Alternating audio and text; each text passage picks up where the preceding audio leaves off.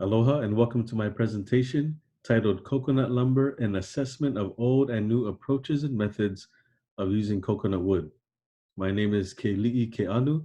My committee members are Martin Despang as my chairperson, Ian Robertson, Joseph Valenti, and William Chapman.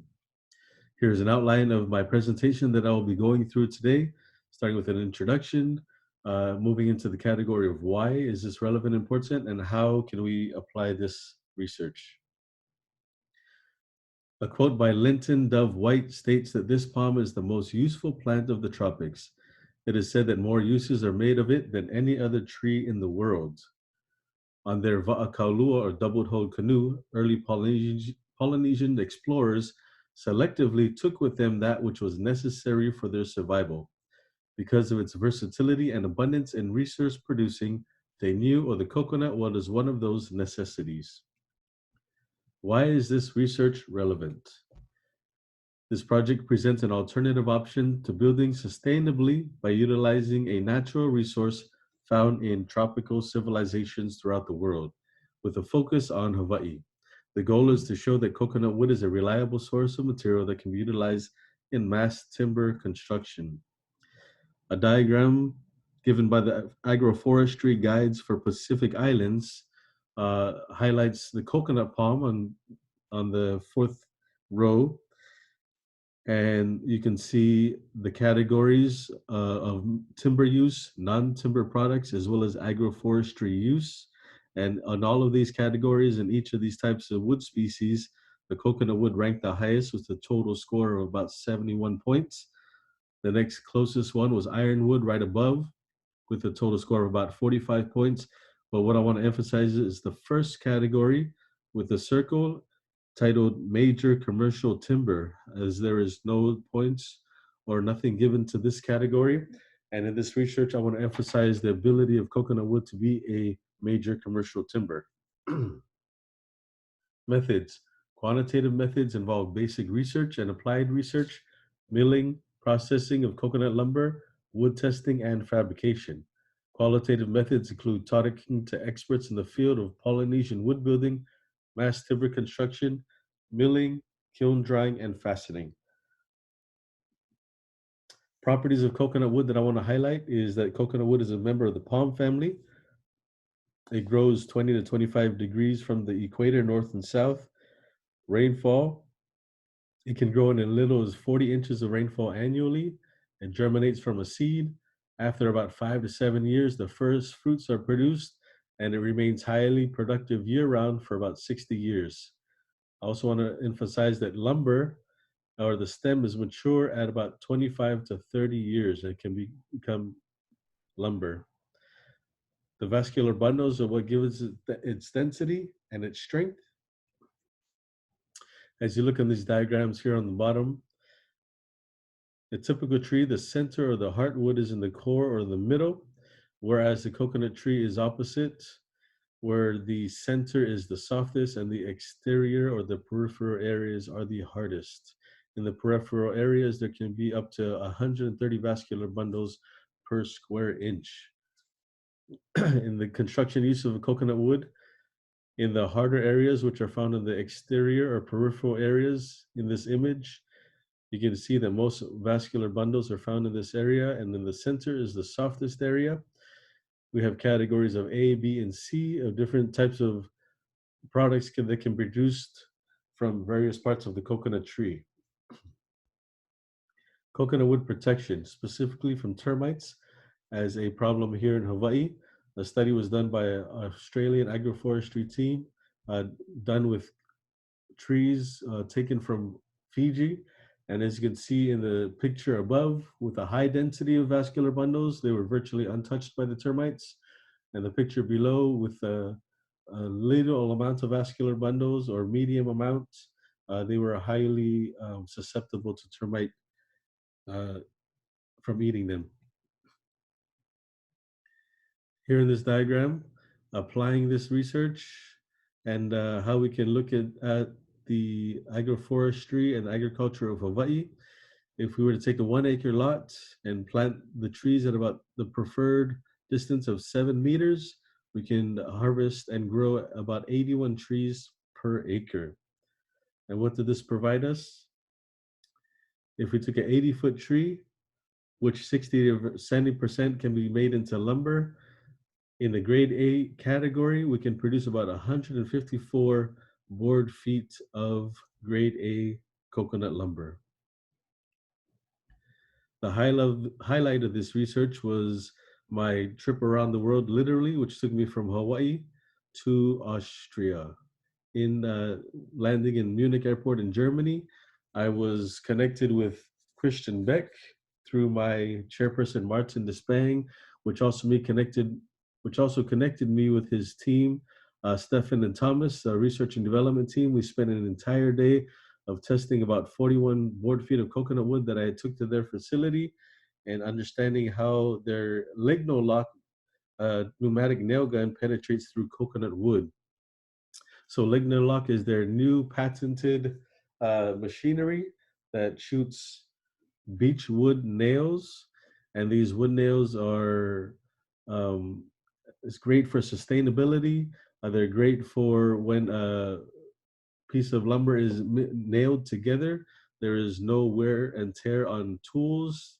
That would be the case, such as with um, steel nails or metal nails. So it's a great product for this sustainable type of application. I also want to emphasize that this project, I want to keep it as low tech and low cost as possible, and utilizing coconut wood, which is virtually free, and utilizing a wood nail gun that can be run with just a compressor. We can produce a product with a very little cost. So how to implement this research? This I wanted to emphasize, and I wanted to take on my own understanding of how to go through the entire process of milling, drying, and putting together my own component of a coconut wood structure. So after milling and cutting up the slabs, I took it through table saws as well as planers to get out the high density pieces that I wanted.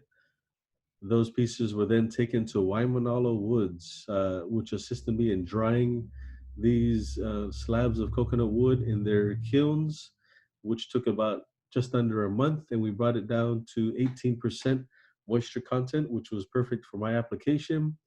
Testing was also done at University of Hawaii School of Engineering lab with the assistance of Ian Robinson in testing shear, compression, as well as bending test of our coconut wood slabs, as well as testing done while in Austria at Beck Faceting and understanding how coconut wood adheres to the nailing of the beech wood, as well as doing some shear and pull-out testing with those samples. My own fire rating test of 1 hour was done. This is not an official ASTM E119 test. However, it does prove the case, as a small section of nailed coconut wood was put through 1 hour of fire, and you can see the results also displayed in the heat that or lack of heat that is transferred through the slab of coconut wood with only 110 degrees of heat after 1 hour of burning. And we'll move on to a video of the results. So we're just a couple of minutes shy of 1 hour.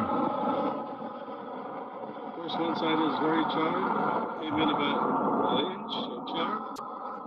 Other side, almost nothing, and it's actually very cool to the touch. I can just leave my hand on there for as long as I wanted. I wouldn't feel any burn.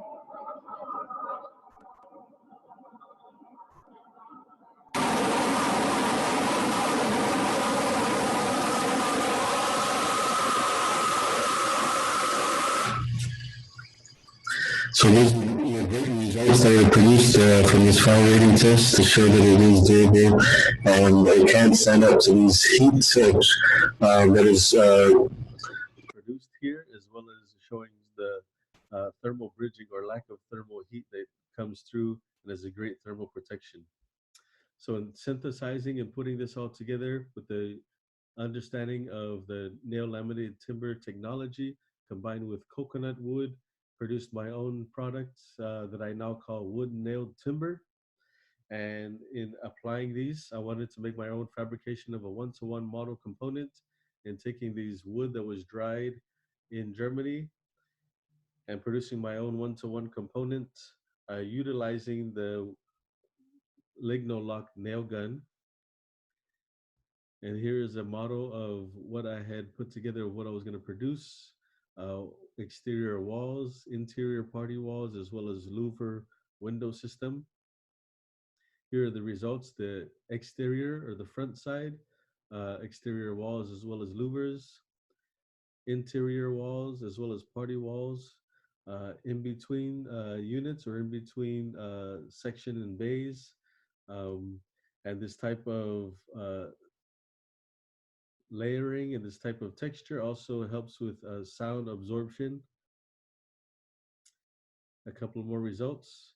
And applying this, I wanted to produce a type of cultural center that pays homage to the coconut tree. Here's a couple of renderings of the interior stairs as well as interior of one of the units. Exterior view of the units from the ground floor view. And as you can see, utilizing the coconut wood as much as possible in the stairs, columns, beams, walls, floors, trellis, louvers, etc. And this is a 3-level unit with a 4th floor exterior rooftop. Also showing some of the details in putting this system together.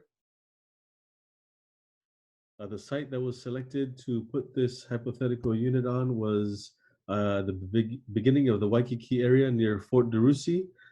This area traditionally had groves of coconut trees planted on it, which many are still there, as well as groves that were highly um, found throughout the Royal Hawaiian Shopping Plaza area, which are still there as well.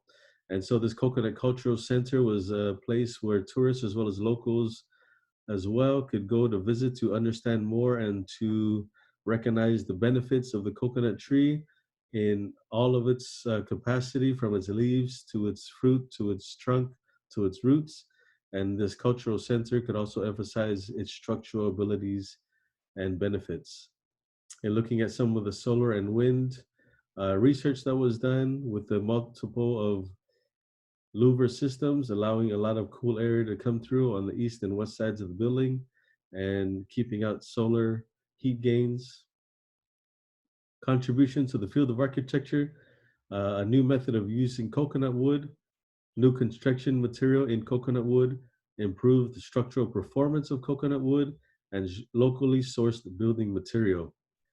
And in moving forward and keeping focus, is to remain as organic and natural as possible while improving upon the structural abilities of coconut wood, maintain a low-cost product for a wide range of users through simplified harvesting, milling, drying, and fabrication techniques, develop a low-tech process which requires minimal specialized machinery, and propose options to develop a market for coconut tree growth in Hawaii's agroforestry sector. That is my resources, references, and thank you for your time. Mahalo.